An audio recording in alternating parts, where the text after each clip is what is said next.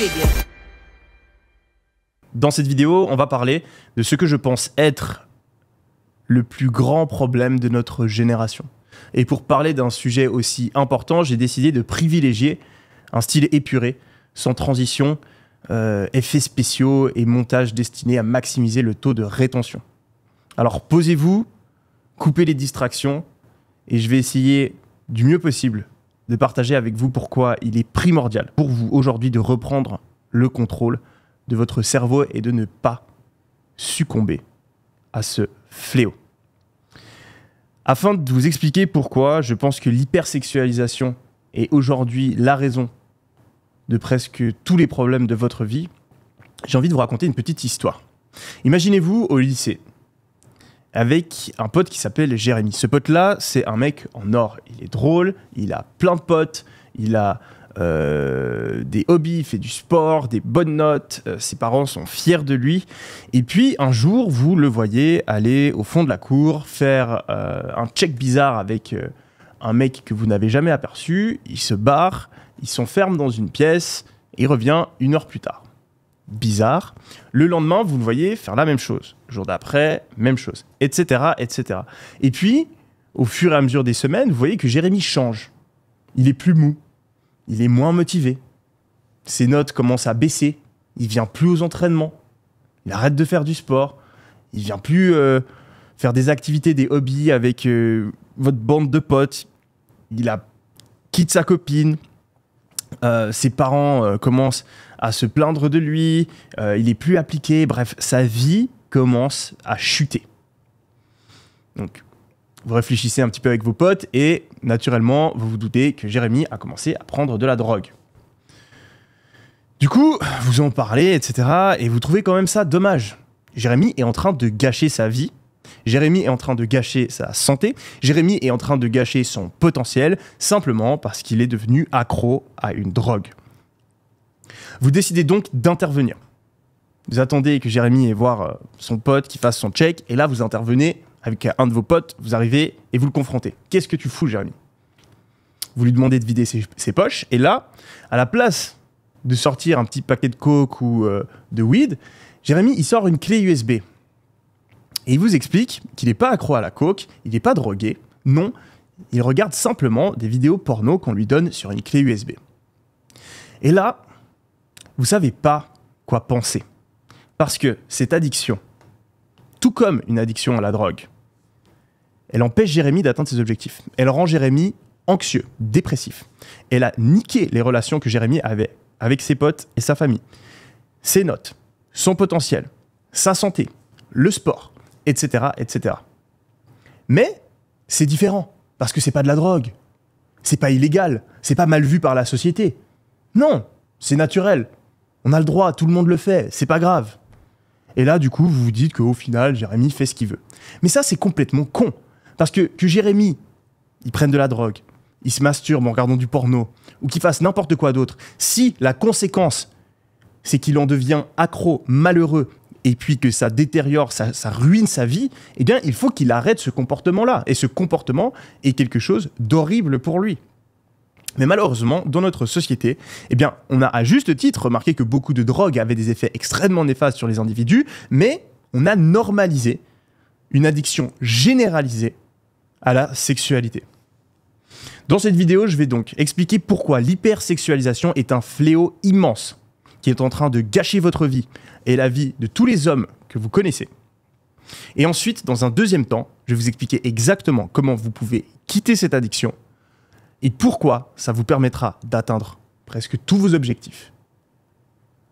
De retrouver le bonheur, la motivation, l'énergie que vous aviez il y a quelques années et de comprendre pourquoi chaque jour de plus où vous restez accro au porno est un jour où vous vivez à seulement 50% de votre potentiel. Qu'est-ce que c'est l'hypersexualisation? L'hypersexualisation, c'est un terme général que j'emploie pour parler, dans un premier temps, du porno et des extrêmes dans lesquels on a poussé ce genre de vidéos.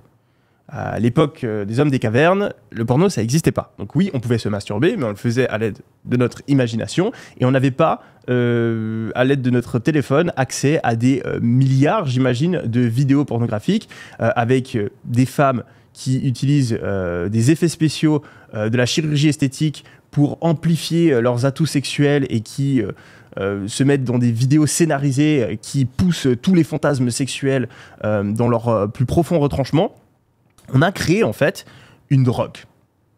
Qu'est-ce que c'est une drogue? Une drogue, c'est quelque chose qu'on ingère et qui va créer des réactions chimiques dans notre cerveau. Prenez la coke par exemple, ça va faire doubler, voire même plus, les niveaux de dopamine, sérotonine, etc. qui sont sécrétés dans votre cerveau. Ces neurotransmetteurs, ces neuromodulateurs, ils signalent à votre cerveau truc bien qui est en train de se passer. Normalement, ils sont uniquement sécrétés quand il y a des choses positives pour votre vie qui se passent. Je sais pas, vous avez une promotion, vous atteignez un objectif, vous recevez un compliment de votre crush, etc. Normalement, c'est dans ce genre de cas de figure que vous avez ces neurotransmetteurs dans votre cerveau. Mais la drogue, en fait, elle arrive à hacker votre cerveau et à faire en sorte que ces mêmes neuromodulateurs soient libérés. Du coup, votre cerveau, il bug, parce qu'il se sent super bien et il se dit « Ah, il faut que je refasse la même chose ». Et c'est comme ça qu'on devient accro.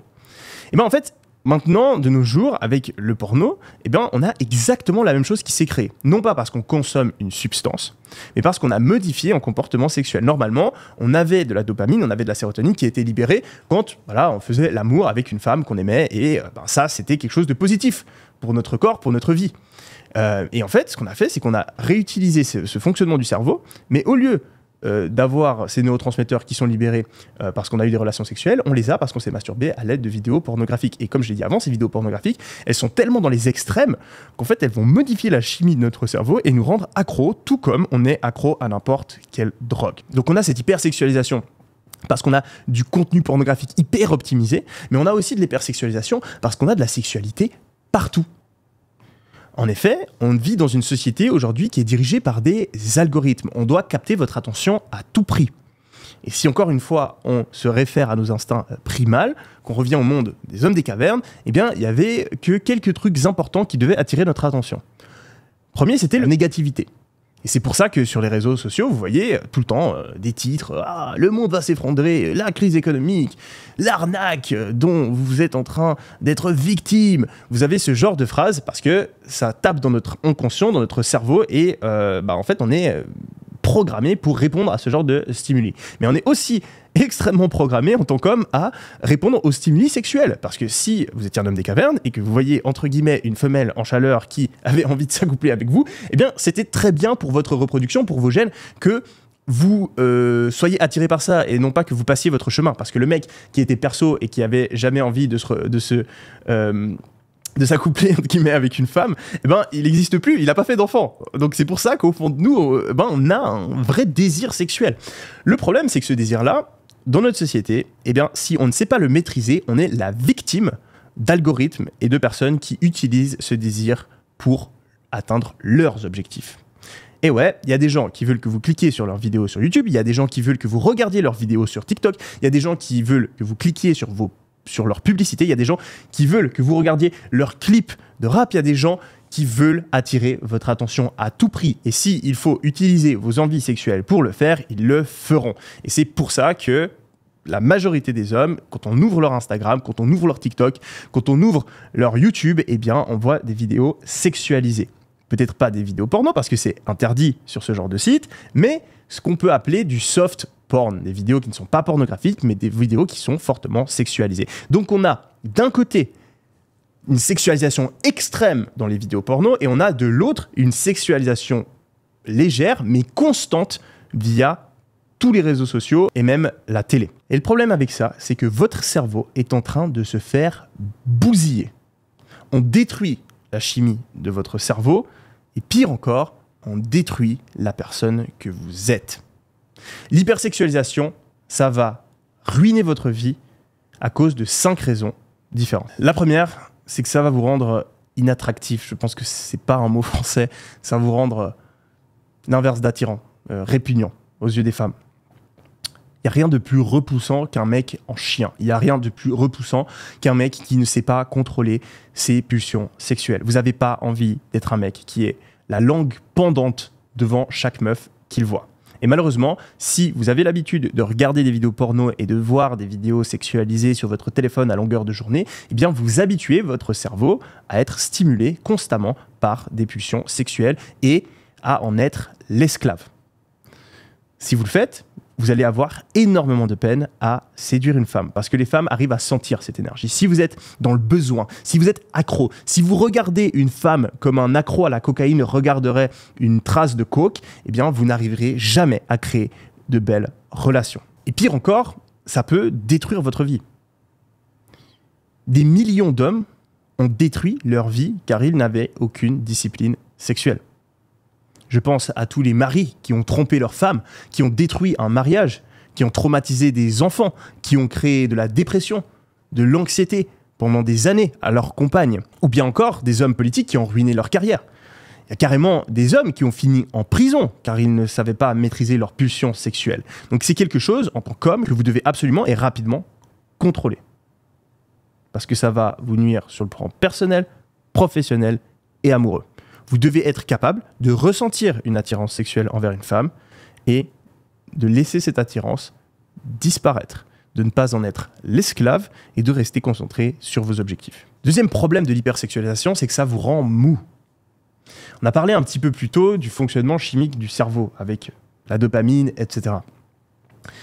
Et ce qu'il faut comprendre, c'est que le niveau de dopamine qui est sécrété quand vous vous masturbez, quand vous regardez du porno, il est extrêmement élevé. Il est plus élevé que le niveau de dopamine qui est sécrété quand vous fumez une cigarette. C'est donc une addiction plus forte, l'addiction au sexe ou à la masturbation, qu'est l'addiction à la cigarette. Quand on sait que la plupart des fumeurs n'arrivent pas à arrêter de fumer, eh bien, on se rend compte pourquoi il y a autant de personnes qui sont accros au porno de nos jours. Le problème, c'est qu'en plus de nous rendre accros, en fait, une addiction, elle va dérégler la chimie de notre cerveau. Le fonctionnement du cerveau, le fonctionnement de la dopamine est assez simple. On a des réserves de dopamine dans notre cerveau et ces réserves de dopamine, elles sont sécrétées quand on fait quelque chose pour nous motiver à le faire. Beaucoup de personnes qui parlent de la dopamine comme l'hormone du plaisir, mais en réalité, c'est plus l'hormone de la motivation. Quand vous êtes en train de travailler sur un truc et que vous kiffez, etc., eh ben, c'est parce qu'il y a de la dopamine qui est sécrétée dans votre cerveau. Quand vous êtes en train de jouer à un jeu vidéo et que vous vous faites chier, parce qu'en réalité, quand on joue à un jeu vidéo, on est en train de faire des tâches inutiles uniquement parce qu'on veut atteindre un but dans le jeu vidéo, pardon. Imaginez-vous, vous êtes en train de jouer à un jeu vidéo, vous devez appuyer sur des boutons, etc., rester concentré. Si c'était pas un jeu vidéo, mais qu'on vous obligeait à faire pour le travail et que vous gagnez pas des points, etc., vous deviez juste appuyer sur des boutons comme ça en suivant une certaine séquence et vous gagnez pas de niveau, vous étiez pas en train de progresser dans le jeu, ben ça ferait chier à tout le monde. Donc la seule raison pour laquelle jouer à un jeu vidéo c'est cool et c'est pas un truc chiant, c'est parce que en fait à travers les récompenses, le fait qu'on gagne des points quand on tue des ennemis par exemple, le fait qu'on monte en niveau, etc., qu'on peut débloquer des nouveaux trucs, et ben, en fait c'est uniquement ces fonctionnements là qui vont agir sur le circuit de dopamine de notre cerveau et qui vont donc rendre agréables des tâches qui sont en réalité inutiles. Et en fait, cette hormone de la dopamine, elle est sécrétée, et si elle est sécrétée, on a envie de faire quelque chose, on a la motivation de le faire. Le problème, c'est que cette hormone-là, si on l'utilise pour quelque chose, on n'en a plus pour faire autre chose. Donc en fait, quand vous utilisez toute votre dopamine pour vous masturber, derrière, vous n'avez plus de dopamine, vous n'avez plus d'énergie pour travailler, pour faire des choses qui sont importantes pour vos objectifs. Vous avez donc plus de motivation. Si vous vous masturbez, vous avez, pour le reste de la journée, moins de motivation. Plus vous vous masturbez, plus c'est fréquent, moins vous avez de motivation. Et plus toutes les activités que vous pourriez faire sont ennuyantes. Si vous êtes en train de vous masturber régulièrement et que vous avez l'impression qu'il y a tout qui est chiant, faire du sport c'est chiant, travailler pour lancer son business c'est chiant, apprendre une langue c'est chiant, faire du sport c'est chiant, faire des hobbies c'est chiant, non, c'est chiant, c'est parce qu'en fait vous avez toute votre dopamine qui est sécrétée quand vous vous masturbez et vous n'en avez plus aucune pour vous motiver à faire autre chose. Être accro, être la victime de l'hypersexualisation, ça détruit votre motivation, ça vous rend mou, ça détruit votre énergie. Pire encore, troisième problème, l'hypersexualisation, ça vous empêche d'atteindre vos objectifs. Parce que de base, le cerveau humain est ultra bien façonné. Le but du cerveau humain et de nos gènes, de notre corps, c'est de survivre et se reproduire. Vos membres, vos yeux, votre cœur, votre cerveau, tous ces mécanismes-là ont été créés, façonnés par la nature, avec comme objectif final que vous surviviez et que vous vous reproduisiez. Parce que tous les individus avant vous qui ne se sont pas reproduits et qui n'ont pas survécu, ils n'existent plus et ils n'ont pas pu transférer leurs gènes. c'est uniquement les individus qui arrivaient le mieux à survivre et se reproduire qui ont pu transférer leurs gènes et donc qui ont des descendants qui sont en vie aujourd'hui. Et donc, grâce à la sélection naturelle, on est arrivé à un truc assez optimal où, en fait, on a en général les hommes qui essayent de séduire les femmes et les femmes qui sélectionnent les meilleurs hommes. Donc, en gros, la nature a fait en sorte que les femmes soient attirées principalement par les hommes qui ont du succès, qui sont en bonne santé et qui vont donc donner plus de chances de survie aux enfants. Ce qui fait que on pouvait, à l'époque, uniquement avoir du sexe si on avait accompli des choses dans notre vie. Un homme, à l'époque, pour avoir du sexe, il devait être respecté par le reste de la tribu, donc avoir atteint le respect de la société. Il devait avoir les ressources, donc je sais pas, être un bon chasseur ou réussir à créer de la puissance économique à travers son travail. Il devait être en bonne santé, parce que les femmes, voilà, elles n'étaient pas attirées vers un mec qui était en mauvaise santé. Et c'est uniquement s'il avait ces trois choses-là, et peut-être encore d'autres qualités, qu'il pouvait trouver une femme qui l'attirait et accéder au sexe. Donc, en fait, la nature s'est dit, je vais donner une récompense énorme au sexe, qui est toute cette dopamine qui est sécrétée. Et étant donné que les femmes donneront cette récompense uniquement aux hommes qui le méritent, eh bien, les hommes, ils n'auront comme option que de travailler, de se casser la tête pour atteindre leurs objectifs s'ils ont envie d'avoir cette récompense.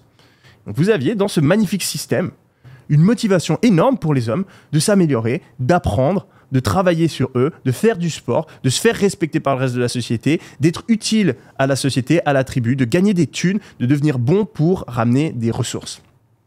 Et là, avec l'hypersexualisation qu'on a aujourd'hui, on a niqué tout ce système. Parce qu'aujourd'hui, il n'y a plus besoin de se casser les couilles à devenir bon dans sa vie, à atteindre ses objectifs, à se développer. Il n'y a plus besoin de tout ça, il n'y a plus besoin d'être en bonne santé. Il y a juste besoin de sortir son téléphone et de taper Pornhub. Et donc, notre cerveau bug, parce qu'il se dit, pourquoi j'irai travailler? Pourquoi j'irai m'améliorer? Pourquoi je deviendrai meilleur socialement? Pourquoi je me ferais chier à atteindre mes objectifs si je peux simplement sortir le téléphone? Et vu qu'on sort le téléphone, vu que la plupart d'entre nous succombent à ce petit bug qu'il y a actuellement, eh bien, notre cerveau est cassé. Le cerveau est tellement cassé qu'on n'arrive plus à sortir de cette phase où le seul truc qui nous intéresse, en fait, c'est sortir le téléphone. Et c'est le chat qui se mord la queue, parce qu'on sort le téléphone, on n'a plus envie de travailler, parce qu'on n'a pas envie de travailler, on sort le téléphone. Quatrième problème, l'hypersexualisation, elle vous rend anxieux, elle vous stresse et elle vous rend déprimé. Il y a de plus en plus d'études qui lient justement le fait de regarder du porno, etc., avec des conséquences très néfastes sur la santé mentale. Même au-delà des études, etc. Je sais qu'il y a même des études qui disent que ce serait bien de se masturber. J'y crois vraiment très peu. Ce qu'il faut se rendre compte avec les études scientifiques, c'est que c'est bien, c'est des indices, c'est des trucs qui nous montrent la voie, mais il y a différents niveaux de preuves, en fait.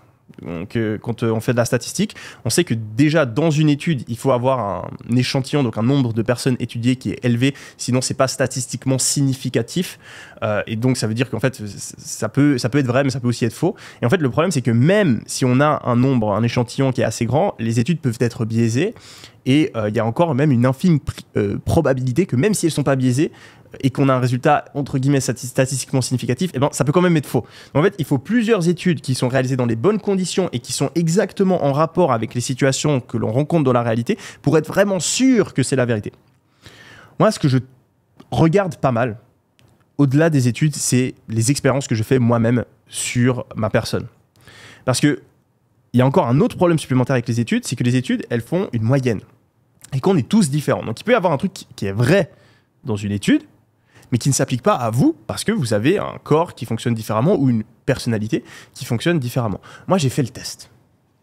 J'ai fait le test de regarder du porno, pas regarder du porno. Et je peux vous assurer que, sur mon anxiété, ma dépression, mon stress, ma motivation, la différence est énorme.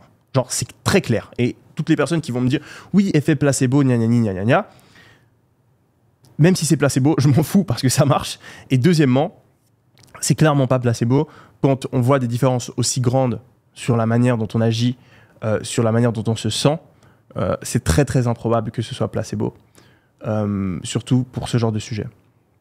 Donc, ça dérègle la chimie de votre cerveau. Le cerveau, moi je suis vraiment convaincu que tout ce qui est dépression, anxiété, l'extrême majorité des gens qui sont dépressifs ou anxieux, c'est pas parce qu'ils ont des problèmes, des traumas d'enfance mal expliqués, qu'ils ont des pensées négatives, qui doivent parler à un psychologue, etc. Il y a des personnes pour qui c'est le cas, mais il y a aussi énormément de personnes qui ont juste un problème de chimie de leur cerveau. Et balancer des pics de dopamine ultra régulièrement en regardant du porno, je suis assez convaincu qu'en termes de chimie du cerveau, c'est vraiment pas ouf. Et que quand il y a un pic comme ça, qui est très similaire à la consommation d'une drogue, eh bien, il y a une descente.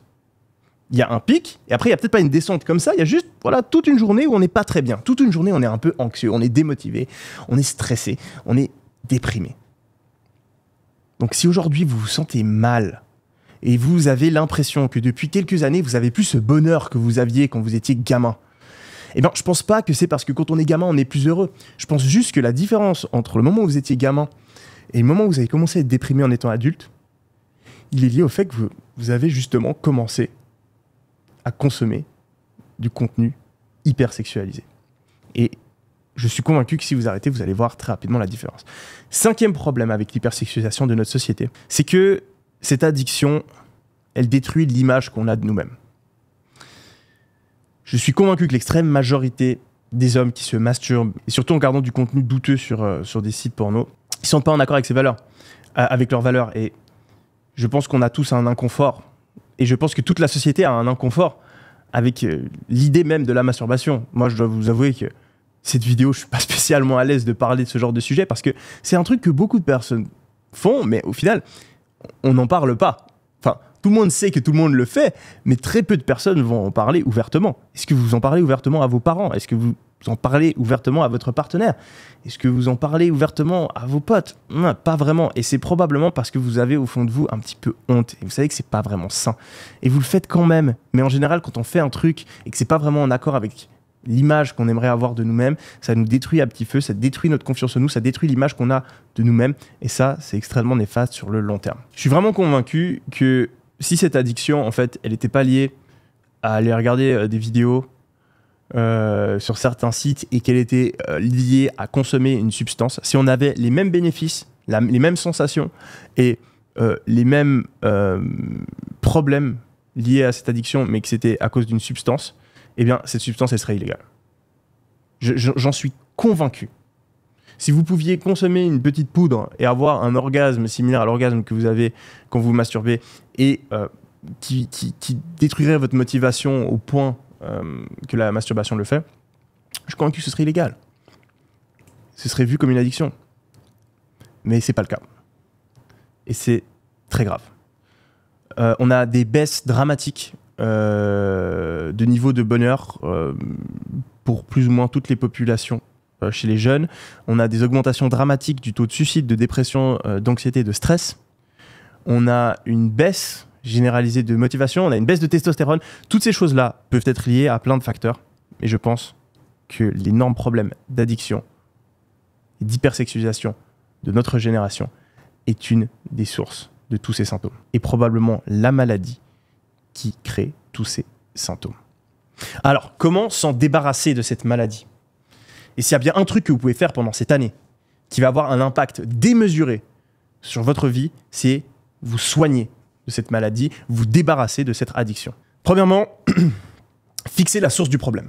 Parce que j'ai vu beaucoup de personnes parler de tout ça. C'est un sujet qui commence heureusement à être discuté. Mais il y a peu de personnes qui comprennent réellement la source du problème et pourquoi il y a autant de personnes qui sont accros. Aujourd'hui, je pense que la majorité des gens sont accros au porno parce qu'ils sont tombés dans le piège. Le piège, c'est une espèce de chat qui se mord la queue, j'en ai parlé brièvement avant, et c'est ultra vicieux, infernal, très difficile d'en sortir. Vous regardez du porno, parce que voilà, vous êtes ado, vous avez des potes qui le font, bon ok, on va le faire aussi, ok, on teste, ah c'est pas mal. On continue à le faire, on continue de plus en plus, on prend ses habitudes, et je sais pas, vous finissez par vous masturber une fois par jour. Le problème, c'est que cette masturbation régulière va créer des pics de dopamine, sécrétés énormément de dopamine, et comme on l'a vu avant, ça va vous rendre ça va vous fournir énormément de plaisir pendant un petit instant, mais ça va aussi réduire votre niveau de bonheur et de motivation pour tout le reste de la journée. En fait, qu'est-ce qui se passe? vous succombez à la tentation. Il n'y a rien d'autre qui vous motive après. Vous êtes démotivé, vous êtes fatigué. Vous n'avez rien à faire. Vous êtes mal. Et du coup, pour vous changer les idées, vous resuccombez à la tentation. Vous ressentez mal, vous vous remasturbez. Vous sentez mal, nanana. Et ça continue à l'infini. Vous allez regarder des films de cul parce que le reste de votre vie est fade. Et votre vie est fade parce que vous regardez des films de cul, etc., etc., etc., etc. Et vous n'arrivez jamais à sortir du piège. Ça, c'est la première raison pour laquelle énormément de personnes sont accros. Ils sont simplement dans un cycle et ils n'arrivent pas à s'en sortir. La deuxième raison, c'est simplement l'ennui. Beaucoup de gens, aujourd'hui, n'ont pas d'objectif, ils n'ont pas de vision, ils sont en train de vivre une vie qui est en désaccord avec leur mission, leurs valeurs, leur personnalité. Vous vous forcez à étudier quelque chose qui ne vous intéresse pas pour avoir un taf qui ne vous motive pas et vivre une vie qui ne vous rend pas heureux.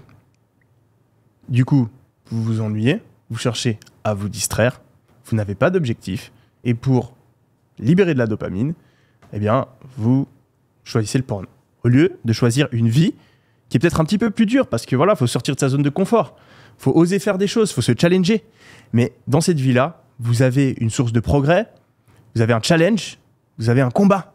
Et c'est ce combat-là qui va activer les mêmes circuits de dopamine et vous n'aurez donc plus besoin de sources externes comme la masturbation. Troisième raison pour laquelle énormément de personnes sont dans ce piège-là, c'est le mal-être.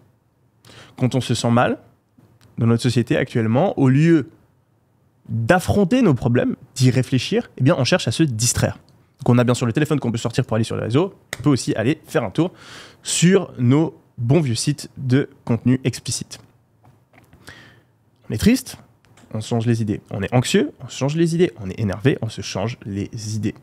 Alors qu'à l'époque, eh bien, quand vous ressentiez ces sensations, eh bien, vous étiez obligé juste d'attendre parce que vous ne pouviez pas vous distraire et votre cerveau avait le temps de passer à travers ces émotions et de se recentrer et de nouveau pouvoir continuer à opérer normalement. Du coup, si vous regardez cette vidéo, identifiez lequel de ces trois problèmes, que ce soit être dans le piège là, où on n'arrive plus à s'en sortir, que ce soit l'ennui ou que ce soit un mal-être, des émotions que vous n'arrivez pas à gérer. Et essayez vraiment de comprendre lequel de ces problèmes vous avez, parce qu'en général, si vous regardez du porno, c'est forcément à cause d'une de ces trois raisons. Et on ne soigne pas un problème de notre vie avec une addiction. On ne soigne pas un problème de notre vie avec une drogue. Ça marche temporairement, mais au final, ça finit toujours très mal. Et si aujourd'hui, cette vidéo peut vous permettre de sortir de ce cycle infernal, plutôt que de devoir attendre un moment où vous êtes tellement mal que vous n'avez plus d'autre choix, comme c'est le cas pour pas mal de drogués, hein, la plupart des alcooliques et des drogués, etc., ils arrivent à s'en sortir parce qu'à un moment, ils tombent tellement bas qu'ils ne peuvent plus continuer. Eh bien, je pense que cette addiction, c'est la même chose. Vous allez arriver dans un moment de votre vie qui est tellement en désaccord avec ce que vous voulez que peut-être, si vous avez de la chance, vous allez être obligé d'en sortir. Ou vous pouvez faire le choix consciemment maintenant, en regardant cette vidéo, de vous en sortir avant d'atteindre ce point critique. Et ce qui est très triste, c'est qu'il y a des gens qui n'atteignent jamais le point critique ou atteignent le point critique et en fait n'arrivent pas à faire le nécessaire pour arrêter leur addiction. Donc, identifier et ensuite passer à l'action. Qu'est-ce que c'est cette deuxième étape, du coup, quand on a identifié le problème ? C'est très simple. Ça va être de faire une détox, comme n'importe quel accro, et d'arrêter le porno. Et attention, les amis, c'est dur. C'est très dur. Comme on l'a dit plus tôt, le niveau de dopamine qui est sécrété, il est plus grand que le niveau de dopamine qui est sécrété avec la clope. Hein. Il est, je crois, similaire, peut-être un peu plus faible au niveau de dopamine qui est sécrété avec la coke. Donc, on est sur une addiction qui est forte, on est sur une addiction qui probablement est là depuis plusieurs années, parce que voilà, dans notre société, personne n'en parle, du coup, il y a tout le monde qui commence quand il est ado et qui continue pendant des années et des années, et voilà, si ça fait 10 ans que vous regardez du porno, arrêter, ça va pas être facile. Surtout quand on a commencé tôt, quand on était adolescent, ce qui est le cas pour la plupart des hommes. Donc, faites attention, ne sous-estimez pas la difficulté de cette tâche, mais c'est quelque chose qui est possible, qui a été réalisé par plein de personnes, et il y a plein d'obstacles qu'il va falloir surmonter. Le premier, c'est justement qu'on a le cerveau qui est fortement habitué à le faire, que c'est une addiction qui est forte, mais on a aussi un gros problème avec ça, c'est que c'est accepté dans la société, donc on n'a pas... on peut pas vraiment recevoir d'aide de la part des autres. Si vous voulez arrêter de boire, vous pouvez le dire à vos potes, il y a tout le monde qui va vous aider, vous pouvez aller aux alcooliques anonymes, arrêtez de vous masturber. Déjà, en général, on n'a pas trop envie d'en parler. si vous dites que vous avez ce problème à vos potes, ça dépend de vos potes, mais il y a quand même pas mal de chances pour qu'on se foute de votre gueule plus qu'on vous aide. Et puis, finalement, il y a énormément de choses dans la société qui vont vous repousser vers cette addiction.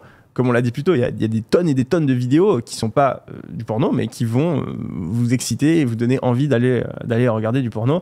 C'est comme si vous étiez accro à la coke et puis que vous voyez partout des gens en train de prendre de la coke, vous proposer de la coke, etc. Je pense que ce serait pas facile d'arrêter et du coup c'est pour ça que le porno c'est aussi très difficile. C'est pas parce que c'est difficile qu'il faut pas le faire et c'est justement parce que c'est difficile que si vous le faites, vous aurez un énorme avantage sur 99% de la population, sur 99% des hommes. Parce qu'il y a tous les hommes qui sont accros, donc si vous n'êtes pas accro, eh bien vous aurez plus de motivation que tous les autres et vous aurez réussi à développer une discipline et une confiance en vous qui vous permettra d'écraser toute la concurrence. Du coup, troisième étape, développer le muscle de la discipline afin de résister à vos impulsions. Vous allez avoir des impulsions. Vous allez arrêter, voilà, dans un jour, dans 2 jours, dans 3 jours. Vous allez avoir envie et il va falloir résister. Il va falloir comprendre qu'au début, c'est très dur de résister. Les premières semaines, ça va être extrêmement dur. Mais plus vous vous habituez à résister, plus votre muscle de la résistance, entre guillemets, votre muscle de la volonté, qui est là pour ne pas faire des choses, pour contrôler votre comportement, pour avoir de la discipline, il vient devenir fort. Et comme un mec qui va à la salle et qui fait grossir ses muscles, eh bien, vous allez réussir à devenir extrêmement fort pour vous contrôler. Si vous voulez être un homme, un vrai, vous devez être capable de dire non à votre cerveau du bas. Vous devez être capable de maîtriser vos impulsions. Sinon, vous êtes un gamin, vous êtes un chien. Sérieusement, vous êtes un chien. Vous êtes un putain de chien qui succombe à chacune de ses envies. C'est ok de succomber à ses impulsions quand on est jeune, quand on apprend. Mais quand on devient adulte, si on a envie d'être un homme, si on a envie d'être respectable, il faut être capable de décider rationnellement, logiquement, et de ne pas être l'esclave d'une addiction. Quatrième point, et j'en ai parlé dans pas mal de mes vidéos, souvent on essaye de tout faire à la volonté. Souvent on se focalise justement sur le fait de devenir plus musclé, de créer ce muscle de la volonté, de la discipline dans notre cerveau. Mais il y a un truc qui est beaucoup plus puissant que ça, qui est de changer le système, qui est de changer le process, qui est de changer l'environnement. C'est un petit peu comme si il y avait 2 mecs qui devaient faire une course. Un qui était ultra sportif, etc. Et puis le mec, avant la course, il s'entraîne, il va courir, etc., etc. Il arrive, il est super musclé, etc. Et de l'autre côté, il y a un intello qui est pas du tout musclé. Mais en fait, au lieu d'aller s'entraîner, le mec, il va et il construit un vélo. Et puis, qui c'est qui gagne la course? Le mec qui a le vélo. Et dans la vie, c'est la même chose. C'est pas le mec qui a la plus grosse volonté qui va gagner cette bataille, même si ça aide et il faut créer cette volonté. Celui qui a le plus de chances de gagner, c'est celui qui crée le meilleur système. Et il y a un concept du livre Atomic Habits que j'adore, c'est le concept d'habitude de moindre résistance. On a le chemin de moindre résistance. En physique, par exemple, vous versez de l'eau, elle va toujours couler dans le chemin de moindre résistance. En gros, l'endroit où c'est le plus facile pour elle d'aller, elle va aller. Eh bien, c'est la même chose avec les habitudes. On va faire les habitudes qui sont les plus faciles pour nous de faire. Donc en fait, ce qu'il faut faire, c'est rendre les habitudes qu'on n'a pas envie de faire très compliquées et rendre les habitudes qu'on a envie de faire très faciles. Et si on applique ce concept-là à notre addiction au porno, eh bien, ce que je vous recommande de faire, c'est de rendre cette addiction très difficile. Comment est-ce qu'on fait? On peut, par exemple, désinstaller TikTok, parce que vous avez des vidéos qui, en fait, vous donnent envie d'aller regarder du porno, des triggers, on appelle ça. Vous avez des triggers sur TikTok, vous avez des triggers sur YouTube, vous avez des triggers sur Instagram. Donc, tous ces triggers, essayez de les supprimer. Ça peut être en désinstallant l'application, ça peut être en bloquant l'application pendant certaines périodes de la journée, ça peut être en vous désabonnant de certains comptes. Et si vous n'avez pas envie de vous désabonner, eh bien, ce que vous faites, c'est que vous, sur Instagram, vous pouvez cacher les photos, vous pouvez cacher les stories. Si vous êtes sur TikTok, vous pouvez dire à l'algorithme « je ne veux plus de ce contenu » et assez rapidement, il va arrêter de vous proposer des vidéos de meufs qui dansent ou ce genre de trucs. Et puis, vous pouvez aussi carrément installer un contrôle parental sur votre ordi. Mettez un contrôle parental, comme ça vous pouvez pas accéder aux films porno. Vous pouvez aussi déménager à Dubaï où c'est interdit, ce qui aide. Vous pouvez, mais ça va être un petit peu plus cher. Donc oui, le contrôle parental est vraiment une très bonne option. Et puis, si vous voulez vraiment aller plus loin, vous mettez le contrôle parental et vous mettez un code super compliqué dont vous n'allez pas vous rappeler. Comme ça, c'est plus compliqué de le désactiver. Ou vous demandez à un pote ou à quelqu'un d'autre de mettre le code. Et en fait, ça va pas vous empêcher d'aller regarder, parce que si vous voulez vraiment regarder, vous pourrez réinitialiser le mot de passe, machin, vous allez vous désactiver le contrôle parental, vous pourrez quand même. Mais en fait, il y aura de la résistance. Ce sera plus difficile. Et vous aurez voilà, peut-être 1-2 minutes, cette minute-là où vous devez passer à travers les obstacles pour aller faire le truc que vous voulez pas faire, et ben elle vous permettra peut-être de vous raisonner. Et si, malgré ça, vous tombez quand même sur une vidéo et que vous avez envie, ce que je vous recommande de faire, c'est d'avoir une habitude que vous pouvez faire qui peut vous calmer. Donc par exemple, vous avez envie d'aller regarder du porno, vous posez, vous faites 5 minutes de méditation. Juste, vous vous forcez, vous dites, ok, je peux aller regarder, j'ai le droit de regarder. Mais uniquement si d'abord je me pose et pendant 5 minutes, je me concentre sur ma respiration. Ou pendant 5 minutes, je vais courir. Ou je vais à la salle d'abord. Et en fait, le fait de faire cette habitude, elle va vous permettre de laisser passer l'impulsion, de vous calmer, et après, vous vous rendez compte qu'en fait, vous n'avez même pas envie. Finalement, 5e et dernière étape, utilisez tous les stratagèmes qu'on peut pour avoir une vie plus saine. Vous pouvez par exemple vous lancer un challenge. Il y a le fameux NoFap qui est connu. Voilà, vous n'avez pas le droit de regarder du porno pendant une certaine période. C'est bien parce que ça va vous donner un objectif concret. Après, voilà, si vous succombez une fois, le problème c'est que vous allez vous dire de toute façon j'ai foiré, vous allez retomber dedans. Donc c'est pas idéal. Moi j'aime bien mon système d'habitude où je mets toutes mes habitudes. Vous pouvez mettre dans vos habitudes NoFap par exemple, je regarde pas de porno. Et du coup, à chaque fois que vous le faites, ça va faire descendre votre pourcentage. Et si vous essayez d'optimiser le pourcentage d'habitude qui est réalisé avec succès chaque semaine ou chaque mois ou chaque année, ça vous démotivera de le faire. Vous pouvez aussi faire un challenge avec un pote, vous pouvez faire un pari. Et puis après, il y a aussi le fait de mieux gérer vos relations avec les femmes. Il y a certes l'addiction au porno, mais il y a aussi l'addiction au sexe. Et le fait d'avoir des relations malsaines où vous changez de meuf tous les jours, vous êtes accro sur Tinder, etc. C'est presque aussi malsain qu'une addiction au final au porno, etc. Et donc l'idéal, ce serait de trouver une femme qui vous convient et ça vous aidera à vraiment canaliser votre énergie sexuelle, entre guillemets. Mais ça, c'est souvent plus facile à dire qu'à faire, surtout si vous êtes dans une situation où vous regardez du porno régulièrement, parce que si vous êtes dans cette situation-là, c'est probablement parce que vous n'avez pas atteint vos objectifs, vous n'avez pas une aisance financière, une vie respectable et donc la capacité d'avoir une femme qui vous convient.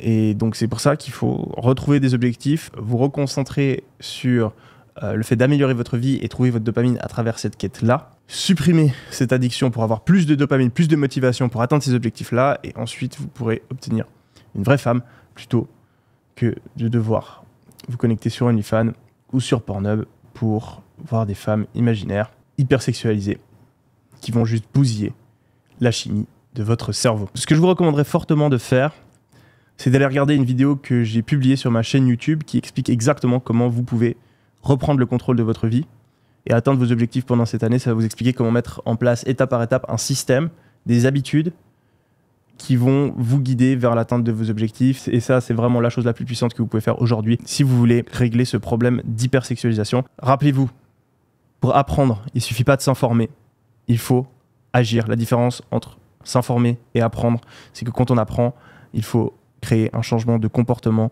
Donc, avant de quitter cette vidéo, réfléchissez au minimum à un changement de comportement que vous allez mettre en place, à une action que vous allez implémenter. Et si cette vidéo vous a plu, d'appuyer sur le bouton des likes afin qu'elle puisse être recommandée à plus de monde. Merci beaucoup.